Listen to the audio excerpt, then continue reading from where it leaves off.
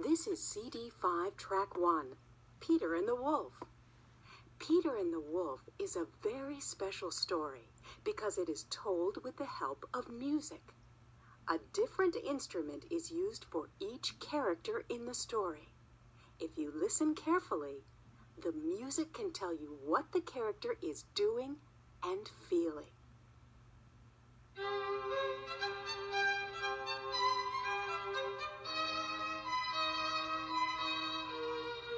Early one morning, Peter opened the gate and went out into the big green meadow.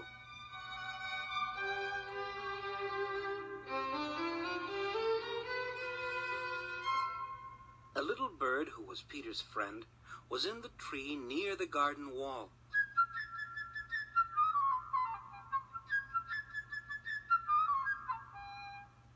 "All is quiet," the bird chirped gaily.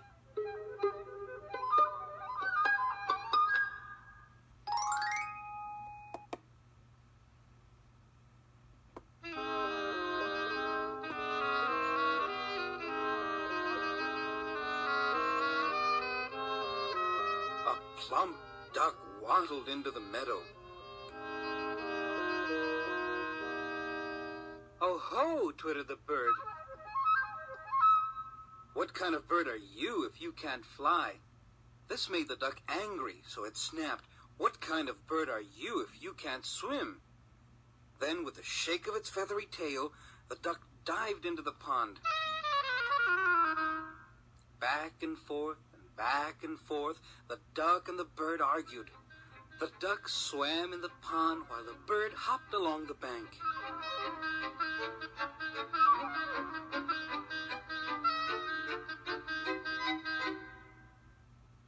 In fact, they were so busy arguing, they did not notice the cat sneaking through the grass on its velvet paws.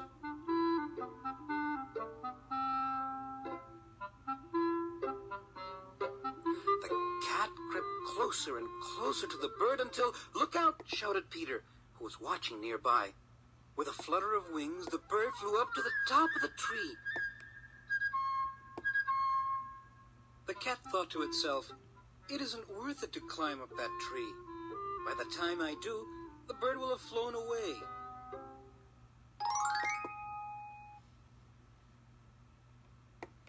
Just then, Peter's grandfather came out into the meadow.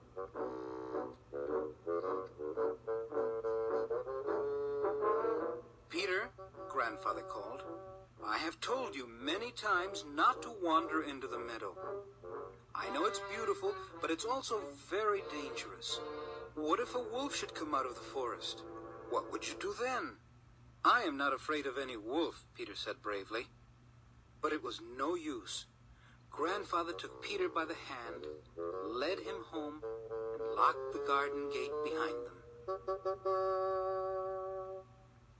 Just as Peter left the meadow,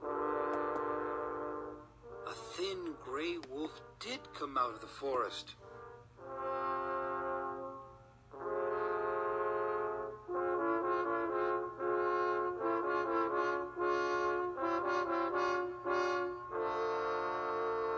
In a twinkling, the cat sprang up into the tree, and the bird twittered and fussed.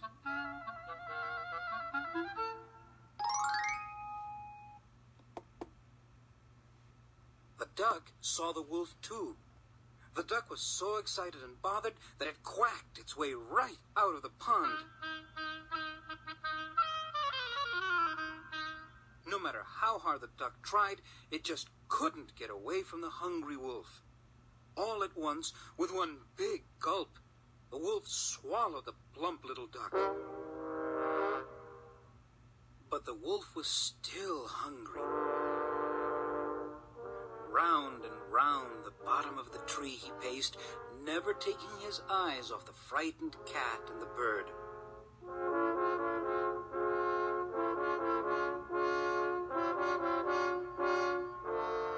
Peter was watching everything from behind the garden gate. He was not the least bit afraid. Quickly he found a strong rope. He climbed onto the garden wall and up into the tree.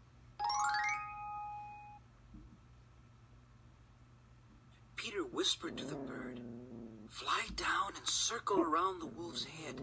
Keep him busy so he won't notice me, but be very, very careful." The brave little bird flew around and around the wolf's head.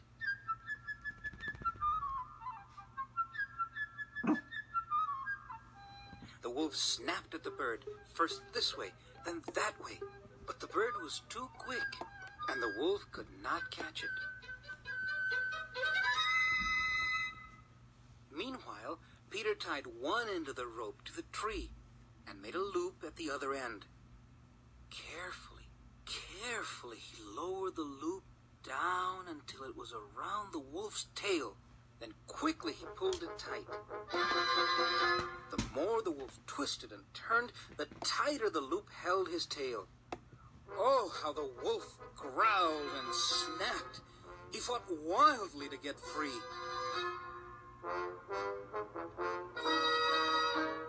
Just then,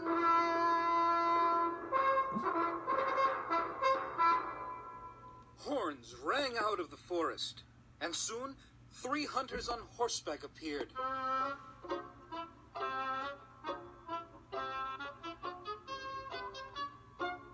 They had been chasing the wolf.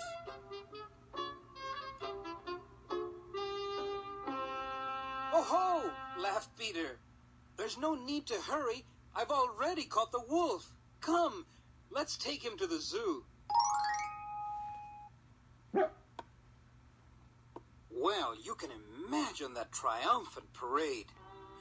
First came Peter, who was rather proud of himself. Then came the hunters, leading the wolf. Then came the cat, who was careful not to get too close to the wolf. Then came Grandfather. And if you listened very carefully, you could hear the duck quacking away inside the wolf. The wolf, in his hurry, had swallowed the duck whole, so the duck was still alive. Above them all flew the little bird who chirped merrily. "Look at us! What a brave pair we are, Peter and I! We have caught the wolf!"